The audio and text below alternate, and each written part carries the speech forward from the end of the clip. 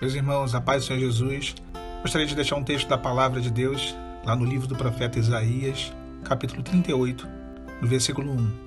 Nos diz assim a Bíblia: Naqueles dias, Ezequias adoeceu de uma enfermidade mortal, e veio a ele Isaías, filho de Amós, o profeta, e lhe disse: Assim diz o Senhor, põe em ordem a tua casa, porque morrerás e não viverás.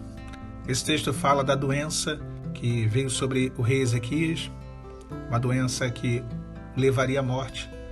O profeta Isaías ele vai até o palácio real e ele anuncia, ele traz essa dura notícia para o rei Ezequias, de que ele estava enfermo, que ele deveria pôr em ordem a casa dele porque ele morreria. Essa era uma certeza. A Bíblia nos relata que ele vira para a parede, ele ora ao Senhor, ele chora, ele rasga ali o seu coração, e quando ele assim o faz, o profeta Isaías, que ainda não tinha saído do palácio, ainda estava no pátio do palácio, recebe uma ordem do Senhor para que retornasse ao rei Ezequias, dizendo que ele estaria sendo curado e que 15 anos estaria sendo acrescentado a ele, 15 anos de vida. Esse texto é conhecido como a doença de Ezequias e a sua cura maravilhosa. Ezequias tinha acabado de sair de uma situação de exaltação, onde ele tinha vencido uma batalha, um cerco, e ele entra nessa outra batalha, uma batalha pela saúde. Não era mais um exército inimigo que se apresentava diante dele, mas uma doença. Mas aqui nós podemos observar alguns detalhes bem interessantes. E isso a gente consegue trazer e meditar sobre essa palavra, sobre esse texto, e relacionar com o que nós vivemos. Eu leio muitos comentários dos vídeos, eu fico observando, eu não respondo, e eu já falei isso algumas vezes, porque se eu fosse responder eu não teria como gravar mais vídeo, porque são muitos comentários, né? São mais de 100 comentários por vídeo, e tomaria muito tempo, não tem como, realmente não tem como. Mas eu leio os comentários, o que eu vejo me faz lembrar desse texto.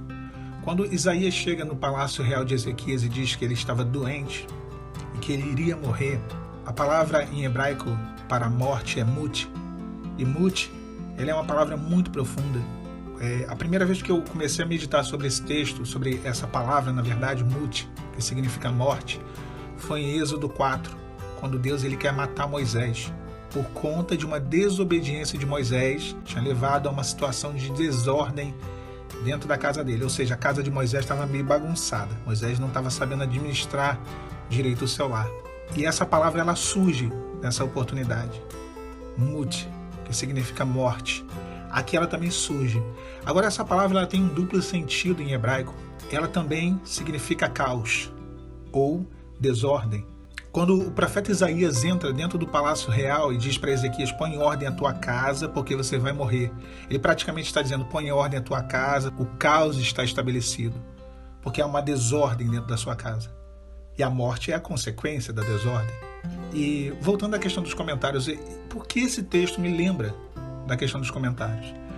Porque existe uma situação que acontece, e essa situação acontece com a maioria das pessoas no deserto.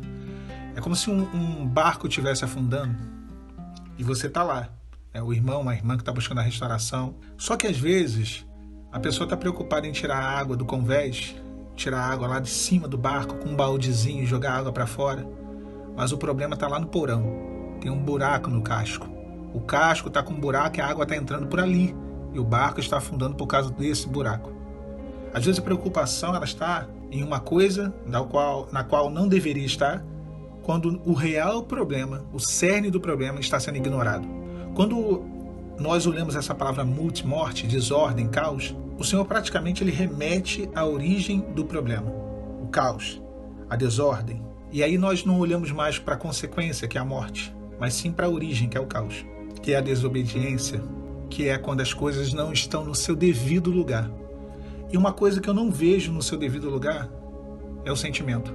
Se tem um lugar que há um grande caos, e aí a gente pode criar um simbolismo: põe em ordem a tua casa, e a tua casa aqui é o coração, porque a nossa casa é o nosso coração, porque está em caos, porque vai morrer, há uma desordem estabelecida. O que eu vejo é que a maior parte das pessoas que buscam restauração de casamento vivem uma verdadeira dependência emocional. É duro dizer isso, mas é uma realidade. Depende de uma outra pessoa para viver. Depende de uma outra pessoa para ser feliz. Depende de uma outra pessoa para tudo. Isso é uma desordem. Dentro da sua casa, dentro do seu coração. A palavra de Isaías foi: põe em ordem a tua casa, porque vais morrer. E aí, voltando para a analogia, para o simbolismo que eu fiz ali com a questão do barco, a pessoa está preocupada com o cônjuge, tirando a água do convés do barco, e o porão tem um buraco. E o porão é o seu coração, é lá dentro do seu coração. Há uma ferida que está aberta. E aqui eu não estou dizendo que é uma ferida que está aberta e vai chover comentários de realmente, irmão, está doendo demais. Não, está doendo, isso dói mesmo, mas você tem que buscar a cura. Esse é o cerne do problema, é esse que é o grande problema do deserto. Não é o cônjuge, é a cura interior, é a libertação dessa dependência emocional, é a restauração pessoal. O cônjuge é tirar a água do convés, com um balde. Não adianta de nada se preocupar com ele ou com ela agora. Até mesmo porque você não vai conseguir fazer nada. Você e eu, nós não conseguimos mover um côvado a nossa existência. O que dirá mudar a vida de uma pessoa que está entranhada no pecado? Isso, meu irmão e minha irmã, é só Deus. Agora, buscar a sua restauração, a sua libertação, buscar a sua cura, isso você pode. Põe ordem à tua casa. O caos estava estabelecido. E por que o caos estava estabelecido na casa de Ezequias? Lá no capítulo 4 de Êxodo, talvez seja mais fácil compreender, né? Havia a regra da circuncisão.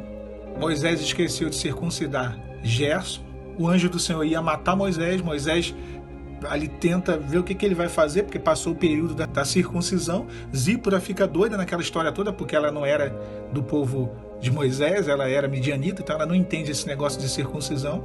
E aí Moisés vai e acaba fazendo o que tinha que ser feito, e o Senhor não mata Moisés. Ok, estava uma bagunça, a gente consegue entender. Mas onde está a bagunça aqui no texto?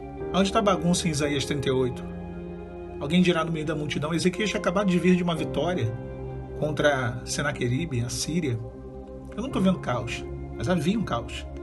Havia uma desordem. Se Ezequias morresse naquele momento, a sua linhagem seria exterminada. A linhagem real acabaria.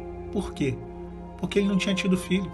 Porque o seu filho, que seria o seu sucessor como rei, Manassés, nasceu 3 anos depois que ele recebeu essa bênção da cura. Havia sim uma desordem. Havia sim um caos. As coisas não estavam no seu devido lugar, na família, na vida, no reinado de Ezequias. Mas em primeiro lugar, as coisas não estavam no seu devido lugar no coração de Ezequias. Deus, ele sonda o coração do homem e conhece lá dentro. Quando ele volta o seu rosto para a parede e ora ao Senhor, Deus, ele faz naquele momento um concerto com Ezequias. O filho depois é uma consequência, é a continuidade à sua dinastia, ao seu reino. Isso se torna uma consequência. Como nós falamos, né? A restauração é uma consequência de uma vida diante do altar de Deus. O que você precisa, o que eu preciso primeiro, nesse momento, é ser curado. Eu vou confessar para os irmãos uma coisa. Eu não estou pronto para receber minha esposa. Não mesmo. Eu tenho certeza absoluta. Tem um buraco dentro de mim que não foi fechado. É natural. Quando acontece o que aconteceu comigo, que aconteceu com quase todo mundo, né? E é comum a todos nós, é normal que haja uma ferida que precisa ser curada. Mas eu entendo uma coisa à luz da Bíblia, que toda restauração, que toda aliança, todo conserto, tudo aquilo que Deus ele refaz, ele começa a partir de um princípio. Quando nós reconhecemos que existe alguma coisa em nós que precisa ser curada, que precisa ser mudada. Como eu falei no início, tem muita gente que está com um sentimento doente, que não consegue viver por causa de uma outra pessoa, que pensa em tirar até a sua vida por causa de uma outra pessoa. Meu irmão, minha irmã, você está doente.